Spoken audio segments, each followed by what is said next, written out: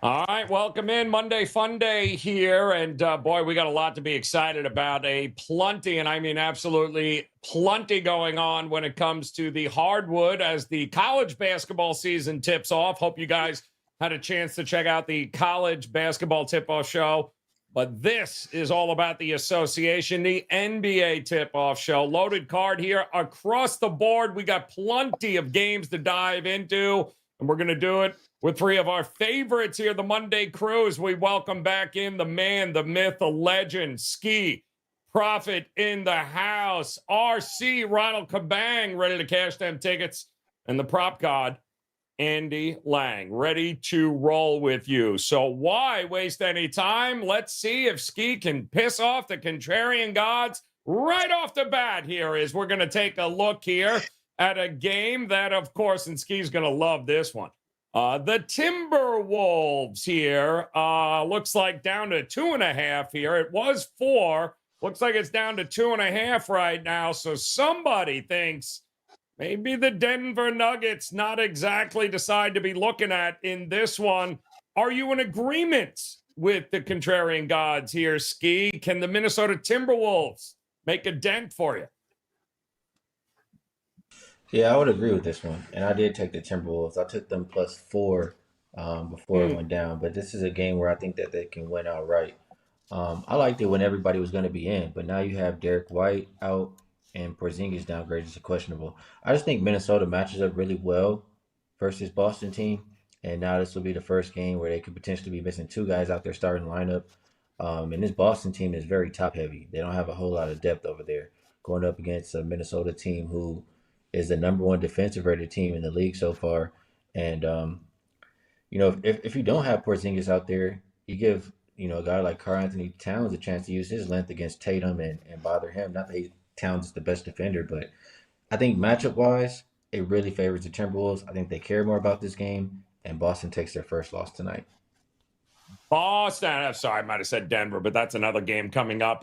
Boston, yes, might be a little short here tonight, but opportunities with the contrarian gods who continue to cash tickets here, Mr. Kabang.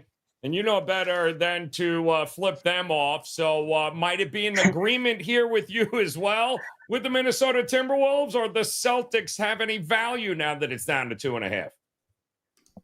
No, actually, I agree here. A lot of things what Ski said, but a few other things that I looked at. When I look into these contrarian plays of the day, and I always try to figure out how they can cover.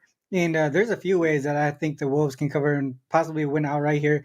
Obviously they're 3-2 on the season, but both of those losses were on the road, and their home versus road splits, offensively and defensively, is actually pretty dramatic. If you look at the home games that they won, they beat the Heat by 16, the Nuggets by 21, the Jazz by 28, and then on the road they lose to Raptors in Toronto by 3.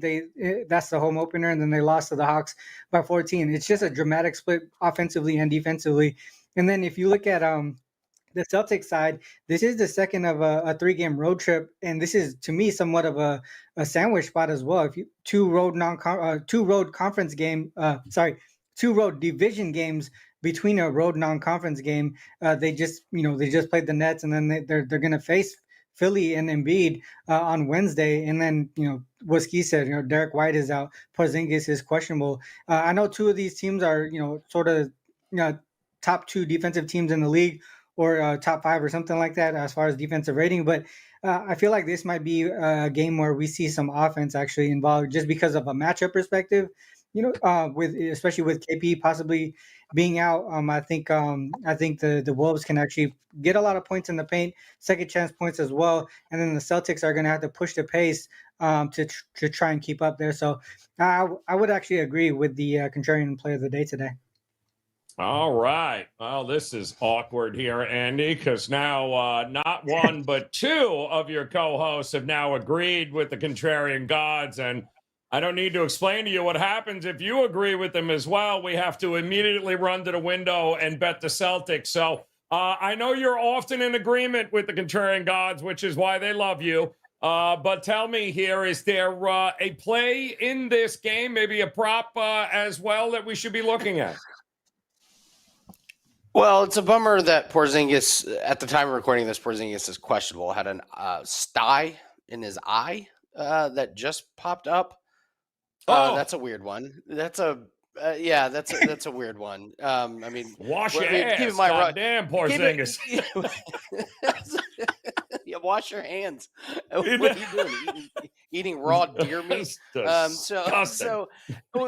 Which is a bummer because I think this was a great game to kind of really see how Porzingis can be a matchup nightmare. Like that's going to be tough for Minnesota to match up with Tatum and Porzingis when you've got Gobert out there. I mean, there's a chance it could have rendered Gobert useless, but if Porzingis is not in there, Gobert is just going to have 15 rebounds. So I unfortunately cannot get to the window until I know what Porzingis' status is, because if he's going to be in, the line stays the same. I think if he's out, it kind of moves here a little bit. If he's out, I'm going to take the plus money on over 11.5 rebounds on Gobert. I'm just not seeing where all the rebounds come from Boston. So that's kind of what I do. Wait and see. There's no need to risk it when you got questionable lineups here and you're waiting on guys' status. So been burned by that in the past. So I've learned to stay away until you actually see what the lineups actually are.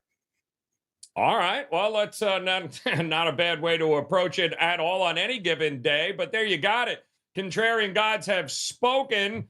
And it looks like we're all in agreement here that Minnesota might be worth taking a look at here tonight. And before we get to our big game breakdown, our featured matchup, and boy, oh boy, I hope our buddy S. Warrior is watching at this point, because I'm sure he is. But as long as he's there, and the rest of you joining us live right now in the chat room, you know the routine. Smash that like button. Hit the subscribe button if you are new to us, catching this on replay. If you have not had a chance to get to the NBA Tip-Off Show or any of the other content that we have at WagerTalk TV, be a good time to get it now, as not only college basketball, NBA, college football, NFL, hockey, you name it. Nobody's got more content we do here at WagerTalk TV. So if you're new, go ahead and smash that subscribe button as we look to take a look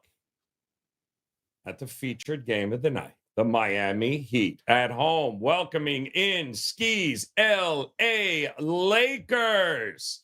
Can we just say that both of these teams are hot-ass Ski and leave it at that? Or do you have a side one way or the other that you might be looking at here in this debacle of a game here? What are you thinking? This was one of the toughest games on the slate for me. I really don't want to be betting on the Lakers right now, especially when they're missing, four of their main rotation. What is it? Rui, Vando, Vincent, and one more, Jackson Hayes. So I just don't like that for this Lakers team. Do I think that they can win this game? Absolutely. They've still been the better offensive team. They should still be the better rebounding team. And so I think if you could do those two things, you have a chance. It's just not enough for me to put my money on it in this matchup. I'll just watch as a fan, and if they win, I'll be happy. As far as the total is concerned, with everybody missing, I think the Lakers, they've been playing pretty slow this year. I think they continue that slow pace. Miami always welcomes a nice, slow, more defensive type game, and these are two of the bottom 10 offensive rated teams so far in the league. So lean under, lean Lakers. But again, not going to put my money on this one. This is a tough one here, RC. I mean, I will say this. The Lakers have been a pure ATM machine to start the season if you just fade them in the first half. I don't think they've covered a damn first half spread yet. The problem is that's usually against teams that might be able to score. What do you think here tonight with this one against the Miami Heat? Both of these teams have some issues, but as currently constructed, how do you approach this one tonight? Yeah, this one is tough. I didn't bet on this game either. I mean, the Lakers got wrecked by the Magic in that first game of the 4-game road trip, going from LA to Orlando, and obviously they want to bounce back off of that. But one thing that I've always had in the back of my mind, and when you listen to like post game interviews, you kind of learn from the coaches, but they say when they go cross country, it's usually the second game back where they kind of deal with some of that fatigue. And this is that second game across country from west to east. And I've always had that in the back of my mind. One thing about the Lakers right now is it's really LeBron and AD, a little bit of D'Angelo and nobody else. And then they're dealing with injuries already. A lot of the guys that, Skee mentioned, Reeves, he's not been looking good to start the season. They really need him to get into the groove, especially with the three ball to really create some space for LeBron and AD. And if they can't do that, I can't back them at any point. But I've actually been really low on this Heat team this season. Just based on their roster, how their roster makeup is right now, it doesn't really fit that Spoelstra, team. And they're dealing with injuries too. And you probably got to watch the status of Butler, Duncan Robinson, Jovic, Caleb Martin's already out. To me, I don't think Lowry is really starter material at this point. I think they're going to probably move him to the bench as well. There's a lot of question marks on this Heat team, I think. So I can't back them either. So from their side perspective, I kind of just threw it away. But I would look towards the under this game. I think both teams are not that great offensively. They're not efficient offensively. And they both play a pretty slow pace too as well. So I would look towards the under and probably stay away from the side here. Yeah, it's interesting here. It feels like it's going to be a low total here, judging from what we've seen from both these teams. Certainly, maybe even in the first half there, Andy. But is there anybody that you can hobble together for a prop or two in this game that you might be looking at? It's tough. This is a really tough one. You got Lakers 3-0 at home, 0-3 on the road. Miami's only wins are Detroit and Washington. Like not much to take away from there.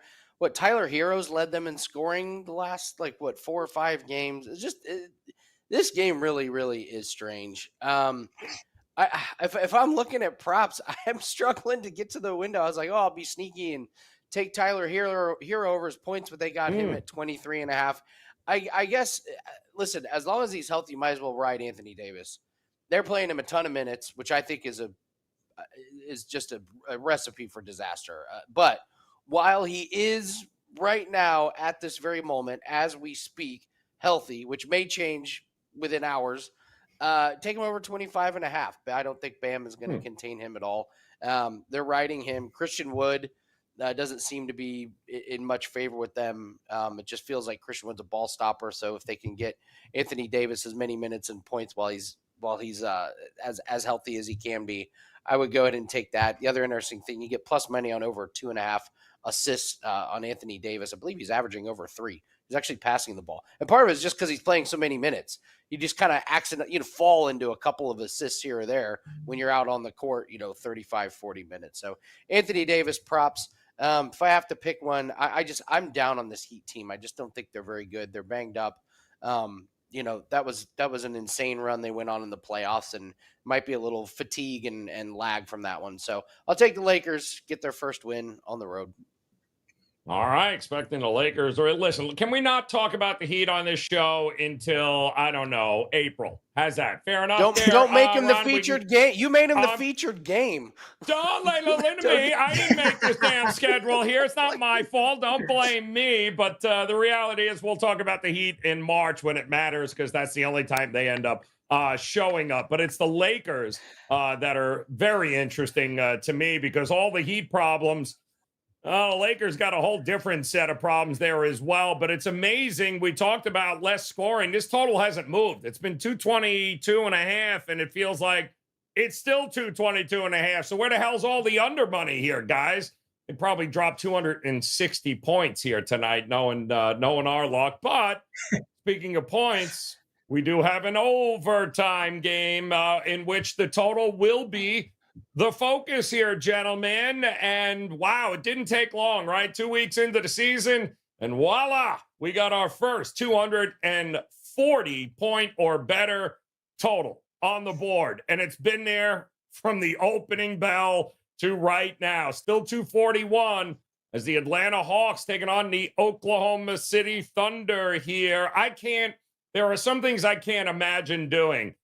Betting an over in the New York Giants game and trying to sweat out an under in this game would probably not be high on my list, Skee. Unless you think this thing is just overblown, is there any value on betting the under?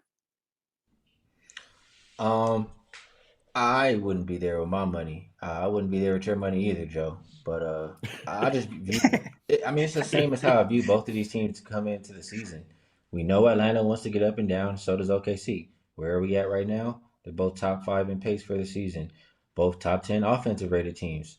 They just don't play any defense. So why should we No. expect any different here tonight? We should just be scared because it's a high total, a total that I think these teams surpass more than not. So I'll roll with the over. I don't really have a whole lot of reasons to go otherwise.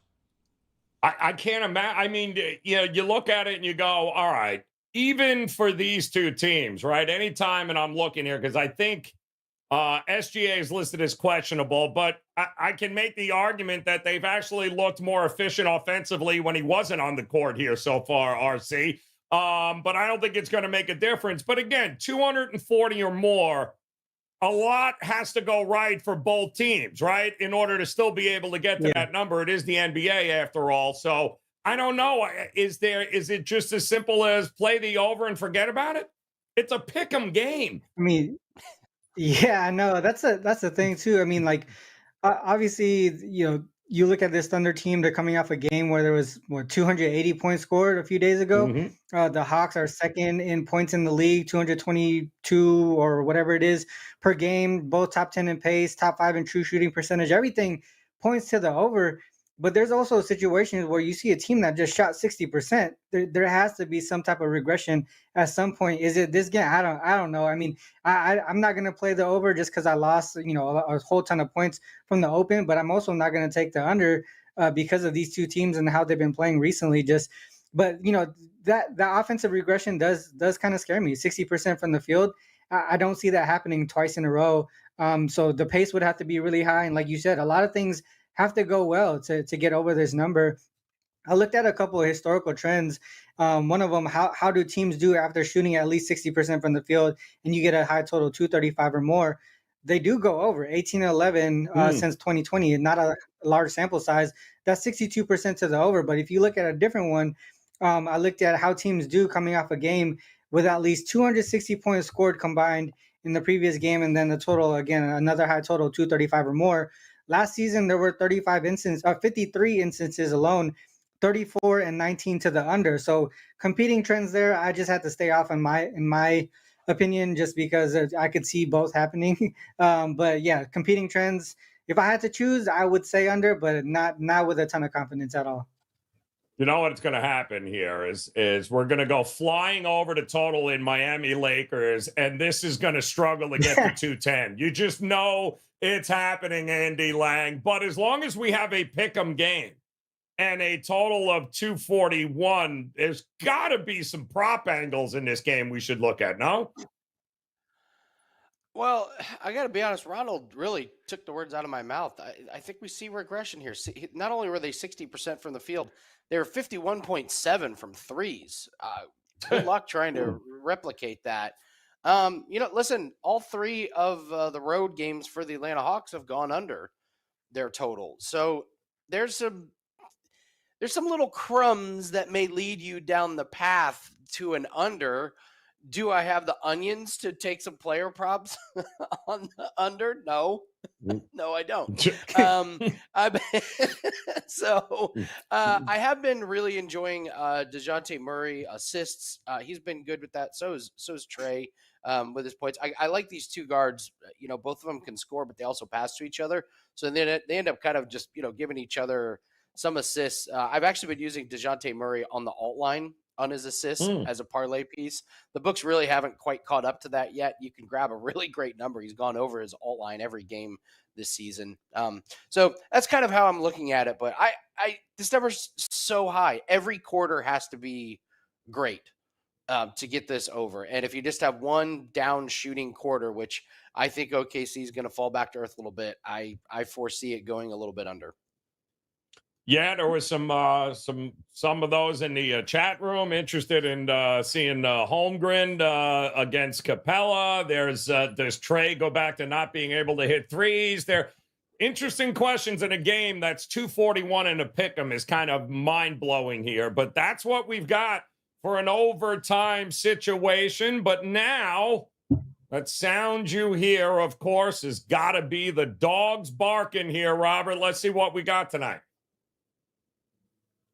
That's my dog. That's my dog. That's my dog. That's my dog. And anybody got to say anything, you let me know. That's my dog.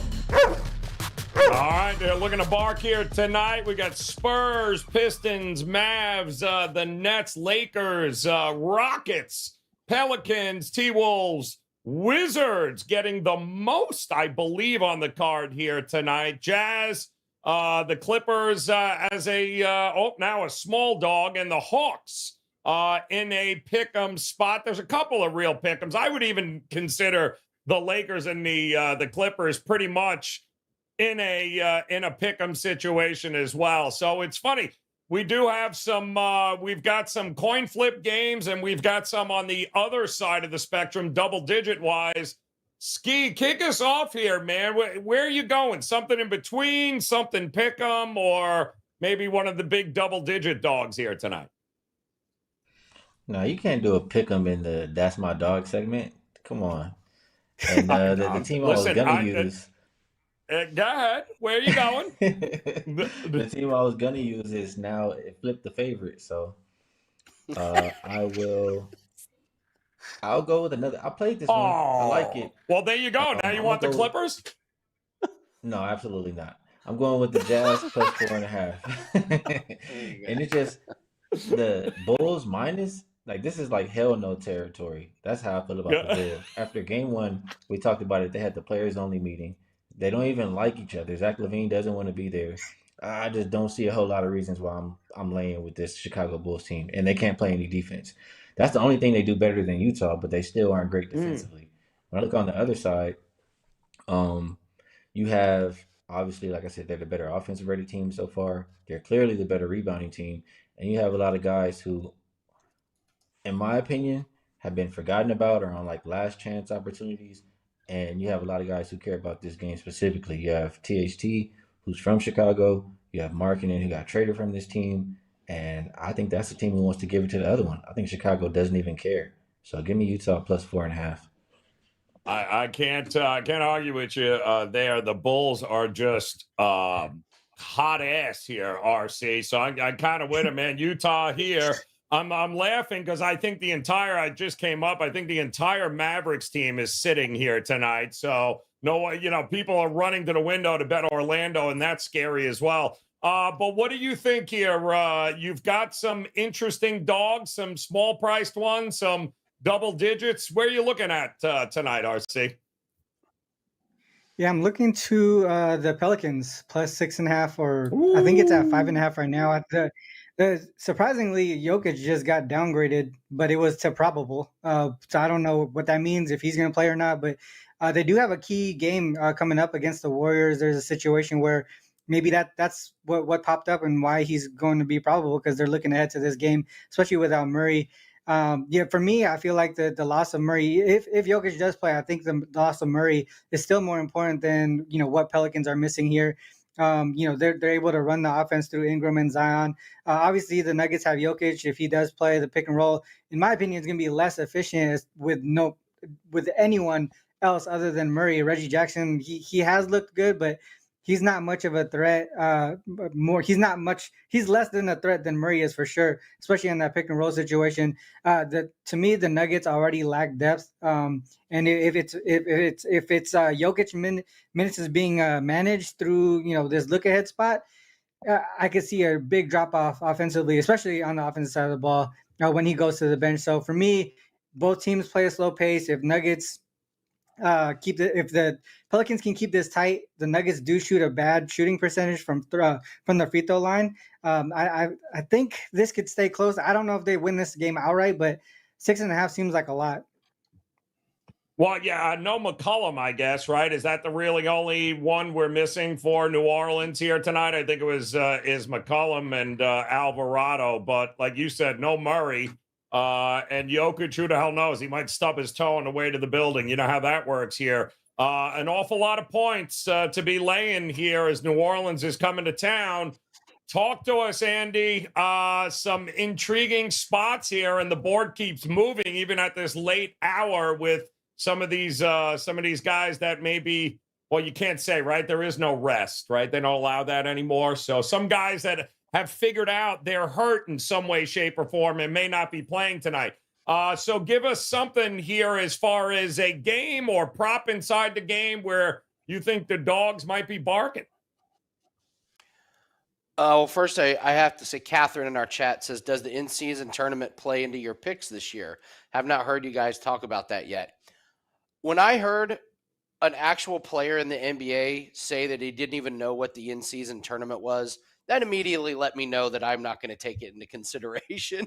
I don't think the players even really know that much about it. All they know is they walk out on the floor and it's bright blue or yellow or something, which I actually kind of enjoy. I kind of enjoyed the new courts. So I agree. All right, I made the pledge that on the dog segment, I just take the smelliest one because it worked for me last year. Oh. Hold your nose and give me those Washington Wizards and all 11 and a half of those points. I want those. And listen, we talked about this, the Boston team, maybe a look ahead against Philly. This could be a little look ahead here. Wizards have covered the spread against Miami and Atlanta the last two games. I think this is a really nice spot where you're getting a little value on the Wizards because they're so bad that everyone overlooks them. And I'm not really sure that you want to put that many miles on some of these guys for Philly in a game against the Wizards. Backdoor could be wide open on this one. I like 11.5 on the Washington Wizards. Wow. Let the record show we actually had somebody pick the Wizards finally here. Way to go, Andy. Get involved. This was the same dude last week that was dropping the Portland Trailblazers, and you were getting roasted for it. And look at that. Remember that, Ronald? I mean, he was the other one. You all looked at him like, you all right, Andy? Yeah, no, Portland coming to play. So why not the Wizards here tonight getting double digits against the Philadelphia 76ers. So there you go. We got some dogs. We got some game previews. We got a total. And now the moment of truth. Plenty of games, plenty of opportunities for best bets. And again, if you are new here joining us on the NBA Tip-Off Show, hit that subscribe button and get access to all the NBA content all year long here, including best bets and game previews and head-to-head matchups. We've got it all for you. So go ahead and hit that subscribe button as we throw 60 seconds on the clock. We give these guys 60 seconds to do whatever the hell they want to do with it. As long as they drop us a best bet, we good. So, Skee, show them how you do that fadeaway three here when there's 3 seconds left on the clock. What do you got for us? Well, I'll go with the Milwaukee and Brooklyn game, and I'm going to look at the over. It continues to rise, but I think that it can get there. And I'll start with this quote. It's from a CBS sports analyst or guy who says, at the moment, to suggest Lillard is uncommitted to playing defense would be an understatement. In reality, the guy is playing some of the laziest, flat-out worst defense of his career. Is borderline disgraceful at times. I mean, I agree 100%. He's already not a good defender, and now he's just like not even trying. Just the perimeter defense for this Bucks team can be taken advantage of, and Cam Thomas has been getting buckets versus everybody. I can see a lot of people taking advantage of them tonight. And this Nets team is really good shooting the three. Bucks are bottom 10 defending it. This Nets team is really small tonight with all the injuries. It should be a layup line, or the big should have an advantage for this Bucks team down low. So I see both teams having success offensively. I think the game will be played with pace, and it gets up and over the right now 234. Boom! Look at that. See, nothing but net there as the clock was winding down. And let's face it, Skee, you and I both know he'd be playing defense if he was in Miami, but that's a whole different conversation. Mr. Cabat, I'm just saying, if he was in Miami, there'd be defense everywhere. So, shocker, he's not playing any in Milwaukee there. RC, talk to us. 60 seconds on the clock here, my man. Where are you looking for a best bet tonight? Yeah, I'm going to the Warriors and Pistons game here. I know both teams coming off of a back-to-back. Warriors are expected to have most of, if not all of their key players available. I think it's only Draymond who's currently on the injury report, but he's questionable, I believe. They're coming off that loss to the Cavs, but no starter played more than 31 minutes. On the opposite side, the Pistons starters played heavy minutes. Stewart and Hayes played 34 each. Thompson, Cunningham both played 38. Duran played 31 only just because he got ejected. Sasser, he's the only guy on the bench that actually played pretty well yesterday, but I don't think that is going to be a consistent thing coming from him. To me, Warriors are one of the better teams at forcing turnovers, and the Pistons dead last in giving up the ball. So 17 per game. With the Pistons not really managing their minutes properly yesterday, I could see a sloppy offensive game from them, and I think the Warriors take advantage of it. So Warriors -6.5, -7 is the way that I go here. All right, boom. Warriors I don't know, what is Monty doing with that team? I don't understand what's happening there in Detroit. I'm a little confused. Andy, talk to us here, my man. Plenty of props on the board here tonight. There's got to be one you like a little bit more than the rest. 60 seconds. Tell us where you're going. Yeah, I'm going with a team total for my best bet. I want to remind everybody, Monday Night Football tonight. The best prop is actually Monday Night Football. If you're looking across all sports, it's half price Monday. So go grab that. Really loved it. Soft line put out by the books on that prop. So grab that one. I did not think I would have any plays for tonight, but saw this line and couldn't resist. So grab that. That's half price, WagerTalk.com. Best bet. I mean, listen to this starting lineup for the Clippers. This is, it's diabolical. It is Russell Westbrook, James Harden, Paul George, Kawhi Leonard, and Zubac. That is a hell of a lineup 7 years ago. I think they're gonna. I think this is ISO ball central against the Knicks. It is going to be Julius Randle shooting, Westbrook shooting. The ball is going to be flying all over. Give me the over 111.5, just on sheer principle that you've never seen more one-on-one in your life. Wow. 2018, man. What a team that would have been, man. Absolutely outstanding. Tonight, maybe not so much. To recap it one more time for you, even Skee's like, oh, hell no. That didn't happen on Skee's watch when he was the general manager. I know that. Absolutely not. Hell no. Best bet recap there. Skee's going to look at the over in Brooklyn and Milwaukee, and who the hell can blame him? Ain't nobody playing defense in that one. Clippers, though, team total over 111.5 for Andy tonight. While RC says the Warriors, man, can't figure out what in the hell is going on with the Detroit Pistons, but the Warriors don't care. They're just they're in scorched earth mode here. So expect them to run right through them. And you heard Andy and all of these guys, the best bets half price on a Monday. And again, if you are joining us live right now in the chat room, smash that like button. You guys know how it rolls. And if you are new to us here, catching it on the replay, it is the NBA Tip-Off Show powered by WagerTalk.com. We've got plenty of NBA content all week long. In fact, just click on that video on your screen right now. It'll give you access to all of the NBA, college basketball, NHL, college football, NFL action that you need. Plenty of best bets. Knowledge is power. That's what we've got here. Until tomorrow, guys, on behalf of Skee, Mr. Kabang, and the prop god, Andy Lang, best of luck with all the plays tonight. We'll talk to you again tomorrow. Good luck.